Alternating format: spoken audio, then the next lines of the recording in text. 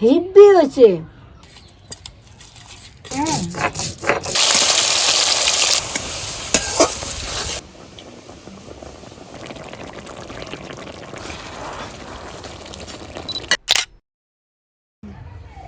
আজকে না জানেন, আমি বাজারে গেছি, বাজারে যাই দেখি খালি সরপুটি, খালি এই সাইজের এই সাইজের এই সাইজের খালি সরপুটি। তা আমি নিয়ে আসি, আজকে আমি সর্ষে দিয়ে পোস্ত দিয়ে করব। আপনারা দেখতে থাকুন আমি কিভাবে করি। এই দেখুন, বাজার থেকে কী সুন্দর সরপুটি মাছ নিয়ে আসছি, কেটে ধুয়ে নিয়েছি। এখন আমি নুন হলুদ মেখে নেব। এবার আমি পরিমাণ মতো নুন দিয়ে দিচ্ছি, পরিমাণ মতো একটু হলুদের গুঁড়ি দিয়ে দিচ্ছি।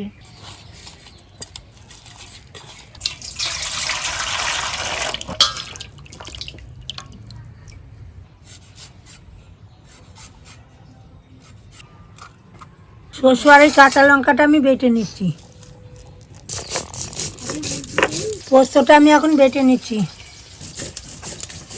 উনান ধরে গেছে, কড়াটা এখন বসিয়ে দিচ্ছি। এইবার আমি কড়াইতে সর্ষের তেল দিয়ে দিচ্ছি।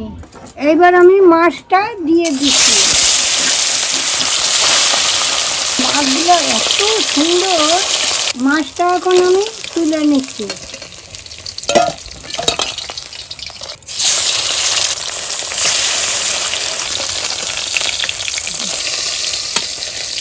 মাছ ভেজেছিলাম, এই মাছের তেলে আমি কালো জিরে ফোড়ন দিচ্ছি।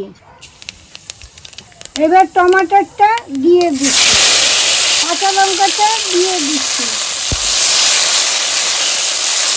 এই ক্যাপসিকামটা দিয়ে দিচ্ছি। পরিমাণ মতো নুন দিয়ে দিচ্ছি, পরিমাণ মতো হলুদ দিয়ে দিচ্ছি, পোস্ত বাটাটা দিয়ে দিচ্ছি। এই বাটি দেওয়ার জলটা আমি দিয়ে দিচ্ছি। সর্ষে আর কাঁচা লঙ্কা বাটাটা আমি দিয়ে দিচ্ছি। একটু কাশ্মীর লঙ্কার গুঁড়ি দিয়ে দিচ্ছি কালার হওয়ার জন্য। দেখুন আমার কষানো হয়ে গেছে, এখন আমি একটু জল দিয়ে দিচ্ছি।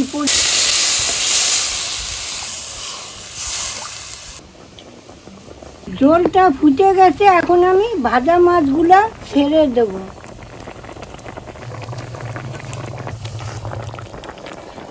দেখুন ঝোলটা হয়ে আসছে, এখন আমি ধনিয়া পাতা দেব। এবার আমি একটু কাঁচা সর্ষের তেল দিয়ে দিচ্ছি।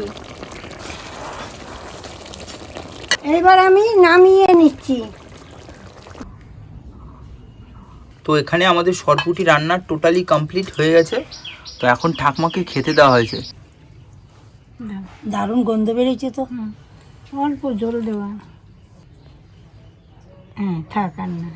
দেখুন মাছটা কি সুন্দর ভাজা হয়েছে, অথচ নরম হয়ে গেছে। খেয়ে দেখি একটু, হেব্বি হয়েছে।